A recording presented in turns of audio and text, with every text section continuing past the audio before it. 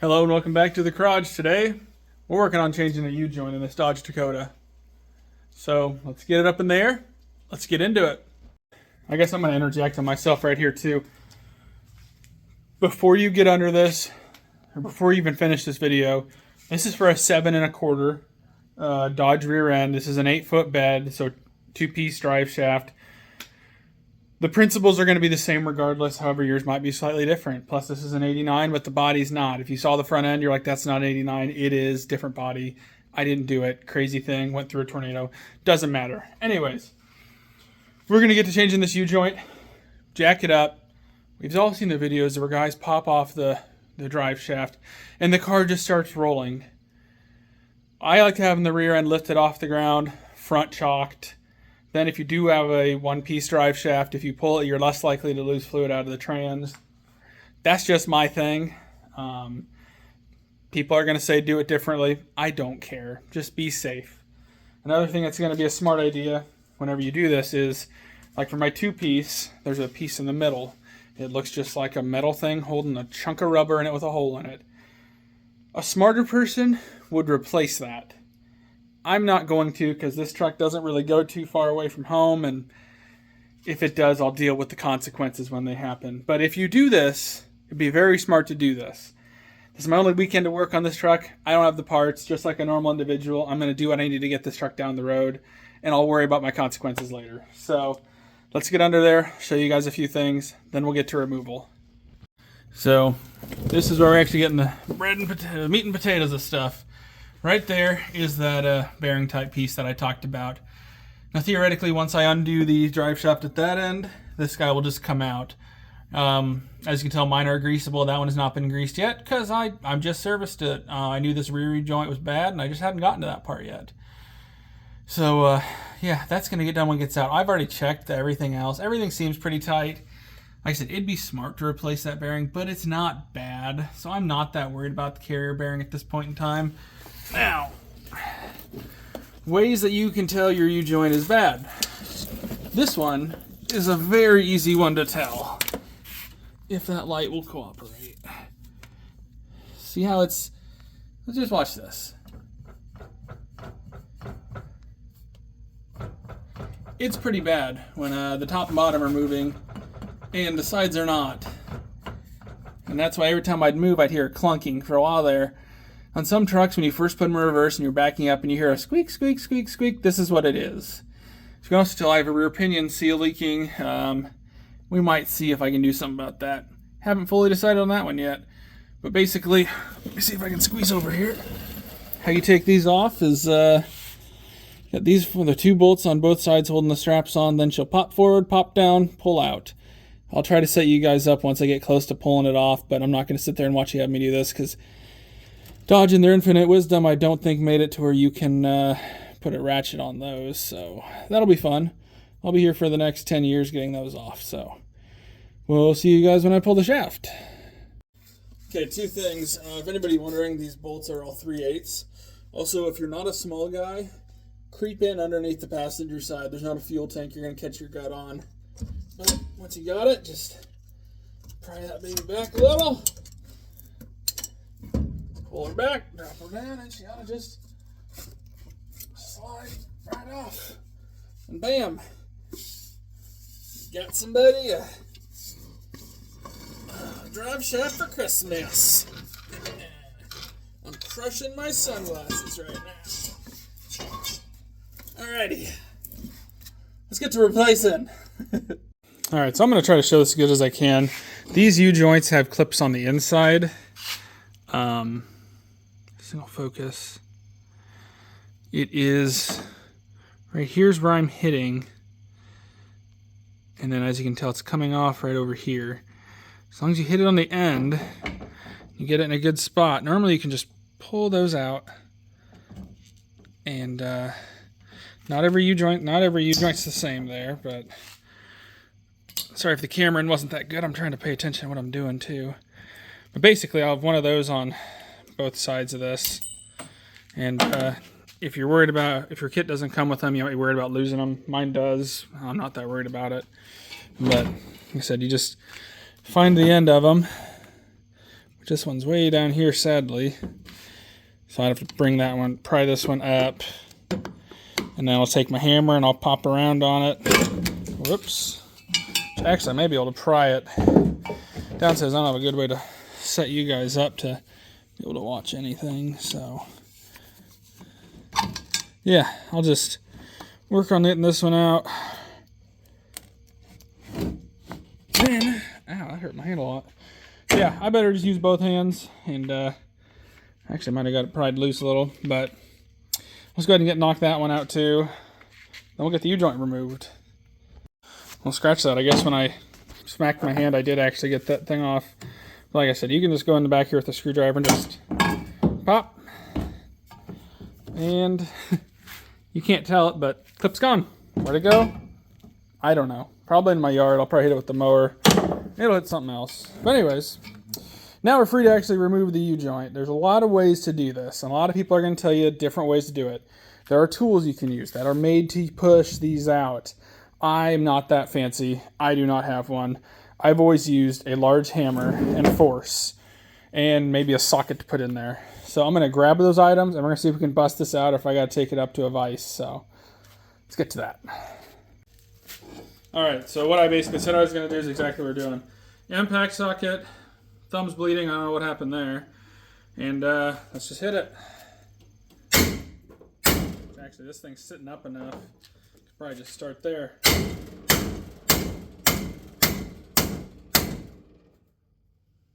What I'm trying to do is shove this other cap out. I never really did say that, but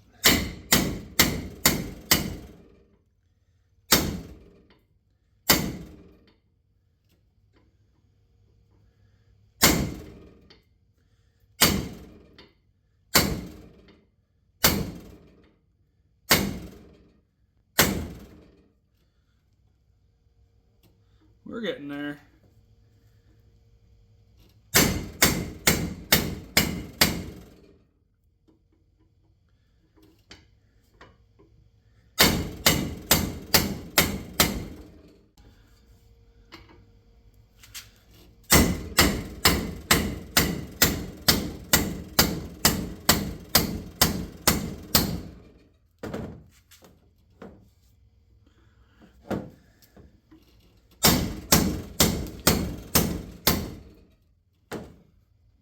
There we go. For some reason I didn't want to go that way, but it popped off that way. So now if I hit it back through, hopefully it'll just pop right through just like that one just did. And that one's gone too, but nothing else too. Now make sure you don't screw up this. But once you get this guy knocked down far enough, I need a slightly bigger socket, but this will be okay. So I'll just, no. I should use a slightly bigger socket, but I'm not gonna. There we go. Now that's out. Should be able to just work this guy out. Just like that. Now one thing to watch for too, I'll grab you guys for that one, is see all four of this one, all four caps are the same. Now on sometimes you'll have one where these caps are one size, these caps are another size. Be definitely aware of that. So now we're going to go ahead, I might wait till tomorrow, I got some stuff I got to get done yet tonight. And we'll clean up the inside of these, because trust me, that's a lot more important than you think it is. And with this next part, if you have a giant C-clamp, ooh, that's the best way to do it, where you put that in and you squeeze it all together, but I don't have one, so we're going to make it up as we go along. No, I'm kidding. I'm going to try to use big pliers, get everything set to where it's ready, and then maybe just start tapping stuff in, but yeah. So first we're going to clean this up, and then we will install. All right. New day, still gonna get to cleaning this. So here's the main things I like to look at now once this thing's all apart. Take your cross, make sure she's the exact same. Like I said, for mine, all four caps are the same. As long as I know the old cap matches the new cap, same kind of lock-in piece where you just hit the thing in there. You know, great explanation by me there.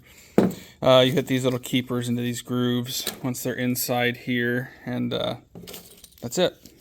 Pretty much it. So what I like to do is I like to get these little flap discs, put it on a drill, clean out the inside of here. I might show myself putting this thing together, but I like to also like just run it around here real quick, and then to a thin layer of grease. before we start putting it on. But I'm gonna go ahead and get this thing cleaned up, then I'll get that thing ready to go in, then we'll get back to it. So let's get that done. In the way I'm gonna say I do this, there's a million different ways to skin a cat. I've done this many different ways. This is what I have available to me at my house currently. Take your U-joint, obviously. Take off all 4 caps. Make sure your needles all stay in there where they need to be. Like I said, I'm going to do this with as many hand tools as I have. If I can get it to go easy, I won't worry about going to the farm. If I can't, I'm going to use a vise. I mean, that's just kind of nature of the beast there. So, set this guy in there. And I got myself a little bit of grease. That's just kind of where I like to really, really thin coat. Really, really thin pancakes. Got that thing started. I kind of like to go just a little extra if I can off the rip. So I don't have to worry about it falling out, needle bearings going everywhere. Fun stuff like that. Okay. Now I'll take another one. Same thing. Thin coat of grease. I might have to randomly stop. I got somebody coming to buy hay here in a little bit. And get it on there. And up the whole way. See if I can work the 2 in together. Now, you want to make sure everything's running in square and that you don't get off kiltered and have a bearing pop out and then jam in there. If you have a big C-clamp, oh, those are the best for this, but I don't. So, using what I got. It's a big pair of pliers. As you can tell, I'm not going straight to tight as I can, just get it in there as hard as I can. I'm working it in tooth by tooth and readjust if it doesn't want to go. And I mean, I might end up using a hammer on this a little bit. Just kind of depends how easy she wants to go for me.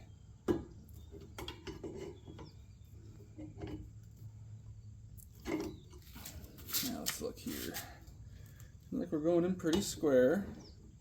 That's what you want to see. Like I said, this isn't easy. This is where if you can put it in a vise, right now is the perfect time to put it in a vise. So you can just run that in and kind of watch it. You can tap around, you can make it all happen. Like with this guy, I'm not afraid to tap on it if need be. She's going in easy now, so.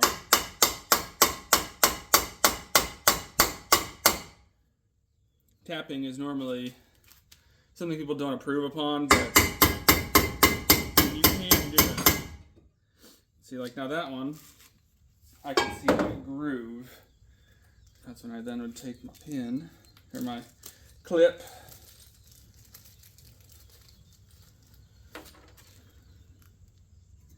and clip her in. There we go. So now what I want to do, now that this side's clipped, I'm going to get my screwdriver and make sure she's clipped in good. I think that it is. So now, make sure we're still moving good. And if you can move the whole time, you're normally pretty good the whole time.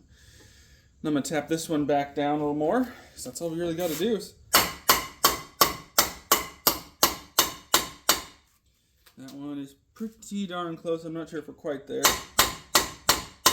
That might be the ticket. Like I said, you just have your groove down here. And you just got to clip her in. Which, this one might... One thing I should have done is I should have cleaned up the edge of this better first. But I didn't. Definitely something to do. Because that's kind of why now it's hard to go on, because it's fighting that side. It's not fighting what I'm doing. Now this is a Jesus clip. This thing's set up like a bomb right now. And she's in. And also, you know, make sure everything moves good. Now if you get in a spot where it's really tight, you can take your hammer and hit like out here. And that'll jolt it. I can't think of the right word for it, but that'll jolt everything. Then normally you can move pretty easy. I don't hate doing that anyways, because it moves easier now, because it's kind of more just the jolt has almost realigned it. But now, so when I go back on underneath, now this is the easy part. I wouldn't throw these on until I'm under there. Basically, put some grease in that front part of the shaft. You know, assuming you have a 2-piece, grease in that. And then I take these under with me, get this thing set into place, then put the caps on, bolt the straps on, obviously with the straps. Being that this is a very key component to your vehicle, I highly recommend you use some type of Loctite, and then I also recommend you go buy the manufacturer standards for torque specs. I'm not going to give you even my best guess to what the manufacturer's torque specs are because I do not know. I don't have a clue. I haven't even looked for this thing yet. I'm going to try to do one other thing to this before putting this back in. So, yeah. I'll try to get a video of me swiping her back in just so we can see, because, I mean, I've had things on like the 84 where I've showed people how to remove something, and then I'm a dick for not showing them how to install it, even though it's the same process. So, I'll just go ahead and show you guys. You know, it's no biggie. I gotta do it regardless, so let's get to that.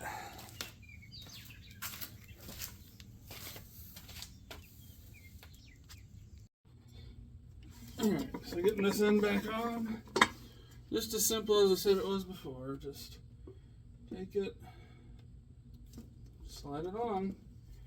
Gotta get your splines lined up, and this boot wants to fight you, but it's not too bad. I already took the grease and I shoved it down in the end of there, so that should all be good. There we go. Which luckily my truck is in gear, so just slide in. Alright, she's not spinning, but I'm trying to slide it in. If this damn boot would just get out.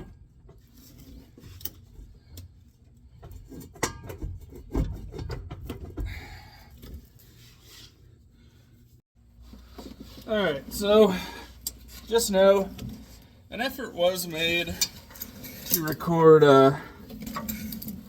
me putting this drive shaft in. It did not go well, so there's not going to be a whole lot of that being seen. One thing that's really good information to know about this is this drive shaft only goes in the splines one way. And I mean, I've seen this in a lot of PTO shafts where there's one spot where 2 splines have a small piece of weld in between them, and then you have in your normal splines 1 double spline. That all sounds really, really confusing, but if you see it, you'll see it. The thing doesn't go on hard, so if you're really, really fighting it, something's not right. One thing I also think I forgot to mention earlier too is before you put these caps on, make sure you have your clips in. That's kind of important. But yeah, I mean, just like how I took it off, you know, slip that in and put your 4 bolts in the strap, and then tighten everything up to spec. So I'll stand up and then I'll do the outro. Alright, that's going to be this one for the Dakota, and hopefully that can help at least somebody else figure out how to change that U-joint.